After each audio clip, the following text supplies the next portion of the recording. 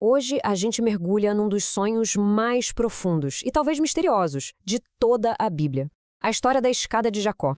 E essa é uma visão que não marcou só a vida de um homem, não. Ela definiu o destino de nações inteiras. Fica a pergunta, né? O que é que esse sonho realmente quer nos dizer? Porque veja bem, essa não é só uma historinha sobre anjos e uma escada. É sobre uma conexão direta entre a dimensão de Deus e a nossa. Então, vamos juntos investigar esse mistério sagrado? Para a gente entender a dimensão dessa visão, primeiro a gente precisa sentir o desespero de quem sonhou. O palco para essa revelação extraordinária não foi um palácio, um templo, foi um momento de angústia profunda, de fuga. Olha só, com 63 anos, Jacó não era nenhum jovem aventureiro. Ele era, na verdade, um fugitivo. Depois daquela história de pegar a bênção do pai, a raiva do irmão Esaú se tornou uma ameaça de morte. A única opção que ele tinha era fugir, fugir para salvar a própria vida. É aqui, no meio do nada, sozinho, completamente exausto, usando uma pedra como travesseiro, é nesse momento que o céu se abre. Esse instante transforma um lugar totalmente comum no epicentro de uma revelação que mudaria a história para sempre. E o que se revela nesse sonho?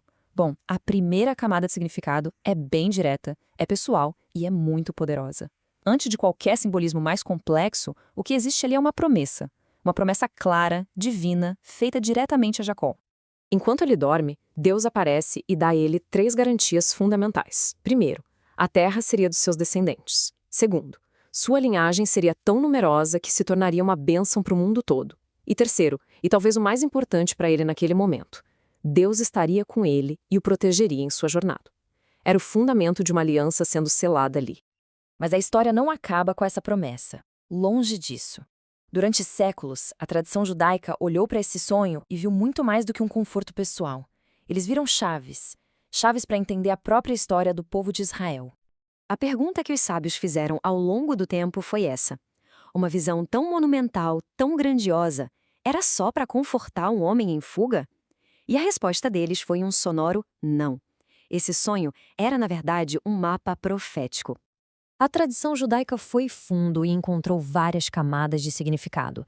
Usando um método em que as letras em hebraico têm valores numéricos, eles notaram que a palavra para a escada, que é Sulam, tem o mesmo valor de Sinai. Pronto, a escada se conecta à entrega da lei. Se a gente reorganiza as letras de Sulam, surge a palavra Semel, que significa imagem, uma alusão à proteção de Deus no exílio da Babilônia. E os anjos? Os anjos eram vistos como os grandes impérios, Babilônia, Média, Grécia, Roma, subindo ao poder e, no fim, caindo. E a tradição mística judaica, especialmente no Zoar, que é um livro fundamental, vai ainda mais fundo. Ali, a escada é a própria oração. É o ato de orar que nos eleva, degrau por degrau, conectando o nosso mundo físico ao divino. A oração se torna a própria jornada de subida, entende? Não são só palavras. E agora, toda essa construção de significados chega ao seu clímax. A escada, que já foi um lugar, uma promessa, um símbolo, agora encontra a sua expressão final, e é em uma pessoa. E aqui está o ponto de virada. Séculos depois, Jesus de Nazaré faz uma referência direta, explícita, a essa visão. Ao falar com Natanael, ele pega a imagem do sonho de Jacó e a aplica a si mesmo, de um jeito que não deixa dúvidas. Vamos lembrar, quando Jacó acorda, ele fica maravilhado e percebe que, sem querer, tropeçou num ponto de conexão, um lugar físico onde o céu e a terra se tocam, e ele chama aquele lugar de Portal dos Céus. O que Jesus faz no Evangelho de João é uma reinterpretação radical. Ele não aponta mais para um lugar, ele aponta para si mesmo. É como se ele estivesse dizendo: aquele portal sou eu, aquela escada sou eu. A conexão viva, real e permanente entre o céu e a terra agora é através de mim. Então, o ponto central é esse. A escada que Jacó viu lá no sonho era, na verdade, uma prefiguração de Jesus.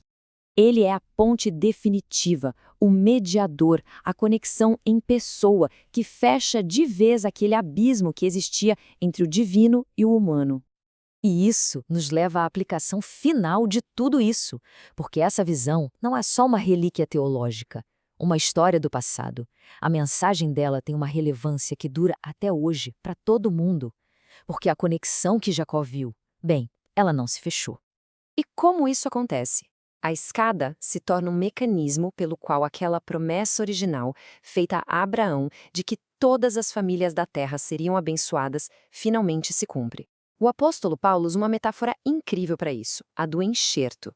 Ele diz que aqueles que estavam fora da aliança, como um galho de oliveira brava, são trazidos para dentro, são enxertados na árvore principal através desse portal. E assim o ciclo se fecha de uma forma linda. Aquilo que era um objeto comum, uma pedra para um fugitivo descansar a cabeça, se transforma no fundamento de um altar, num lugar sagrado. Isso acontece no momento em que a conexão com o divino é reconhecida. O ordinário vira extraordinário. A conexão está feita. E isso tudo nos deixa com o pensamento final para refletir. Se a escada é real, se o portal está de fato aberto, a grande questão que fica não é mais onde encontrá-lo, mas sim como é a vida de quem decide caminhar sobre essa ponte que conecta o céu e a terra no nosso dia a dia.